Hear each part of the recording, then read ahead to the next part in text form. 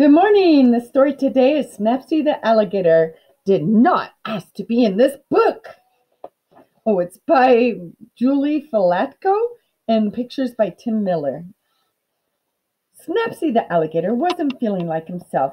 His feet felt draggy. His skin felt baggy. His tail wouldn't swish this way and that. And worst of all, his big jaw wouldn't snap. This is terrible. I'm just hungry. Why is this rude narrator trying to make it seem like I need a nap? So Snapsy went off in search of food. He walked along the edge of the pond. He scooted up the tall hill. He shimmied through the forest. You're an awful narrator. You're just describing what you see in the illustrations. Snapsy, the big, mean alligator, kept looking for food. He liked to eat tiny, defenseless birds and soft, fuzzy bunnies. He prowled through the forest looking for victims when he came to It's just a store, a grocery store. It's where I buy my food.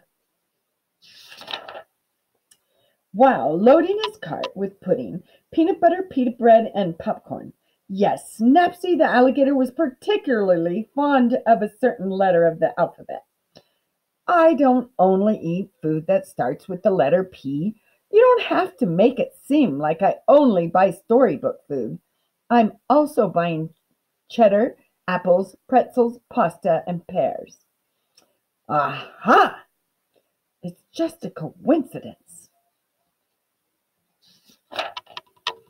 Snapsy, the big, mean, hungry alligator, who only liked food that started with the letter P, carried his groceries back through the forest, back down the hill, back around the pond, until he got to a surprisingly lopsided shack.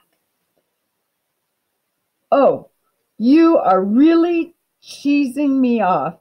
It's my house. I built it myself. No narrators allowed. I'll say. Snapsy the alligator took his groceries into his splinter-laden shed and slammed the door quite hard.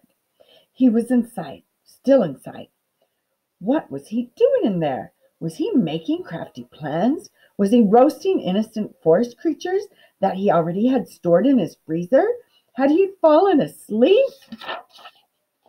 I made a peanut butter sandwich, and now I'm reading a book. Well, you have to come out. The story is really boring now.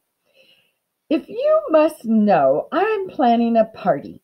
Snapsy the alligator, trying to better his reputation with the other animals, decided to throw a party. Snapsy vacuumed the rug. He made goodie bags for all his guests. Wait, those aren't goodie bags. He's just taking out the garbage. Snapsy should really put out goodie bags for his guests. They love those. You know what? I did not ask to be in this book.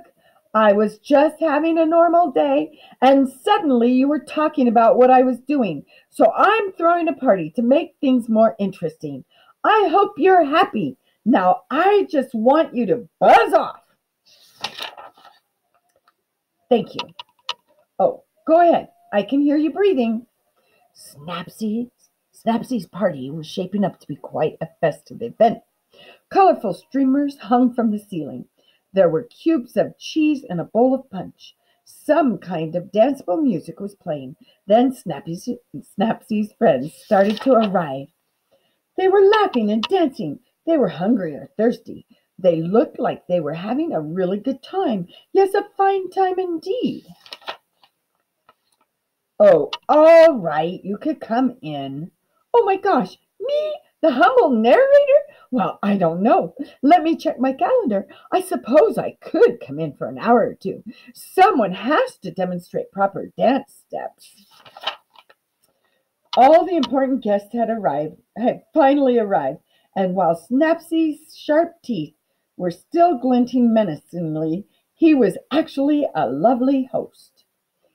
Does anyone want pudding? Aha! Because pudding is really good.